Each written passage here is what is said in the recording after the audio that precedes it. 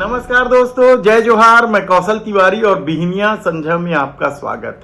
लोकसभा 2024 का चुनाव कौन जीतेगा? बड़ी बेहद कठिन जंग है, कहा जाए तो भी गलत नहीं होगा।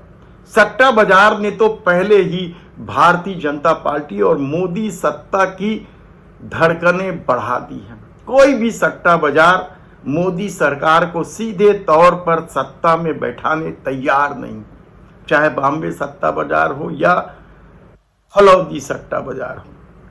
आधा दर्जन से अधिक बड़े सट्टा बाजार देश के प्रधानमंत्री नरेंद्र मोदी को बहुमत से दूर दिखा रहे हैं और कुछ एक दिखा भी रहे हैं तो एनडीए के भरोसे ही सरकार बनेगी।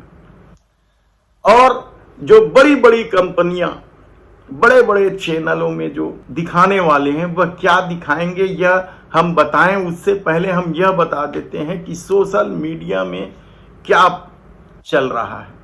लाइक कमेंट्स का ये जो दौर है, टांग कसने का जो दौर है, उस दौर में कांग्रेस या इंडिया गठबंधन, भारतीय जनता पार्टी या एनडीए का क्या हाल है। यदि आपको एक लाइन में समझना है तो पूरे आंकड़े आप इस कांग्रेस प्रवक्ता के मुंह से सुन लीजिए। YouTube पर मार्च से मई के बीच में, और मैं 16 मार्च के डेटा से बात करी क्योंकि जिस दिन चुनाव अनाउंस हुआ था उससे 30 मई तक का डेटा है। 613 मिलियन व्यू कांग्रेस पार्टी के थे, 150 मिलियन व्यू भाजपा के थे। तो कहीं ना कहीं YouTube पर भी लोग हमारी बात सुन रहे थे, हमारे नेताओं को सुन रहे थे, हमारी रैलियों को सुन रहे थे, हमारी प्रेस कॉन्फ्रेंस को सुन रहे थे। इसमें एक बड़ा इंटरेस्टिंग डेटा यह है, और YouTube का डेटा देने के पहले मैं एक और डेटा दे देती हूं। इंस्टाग्राम का डेटा, इंस्टाग्राम को बड़ा यूथ फ्रेंडली माना जाता है, ज्यादातर यूजर्स जो होते हैं वो यंग होते हैं। इंस्टाग्राम पे हमारी एवरेज लाइक 1,21,000, बीजेपी की एवरेज लाइक 26,945। यह दिखाता है आपको कि डेली फॉलोअर जब हमारे 33,000 बढ़ रहे थे तो बीजेपी के 5,300 बढ़ रहे थे। तो कहीं ना कहीं जो युवा देश है, जो यंग है, जो इस चुनाव का निर्धारण करेंगे, जो निर्णय करेंगे कि सरकार किसकी बनेगी, वो कांग्रेस की बात सुन रहा था, कांग्रेस के नेताओं की बात सुन रहा था, कांग्रेस का नैरेटिव सुन रहा था, कांग्रेस के उठाए मुद्दों की बात सुन रहा था।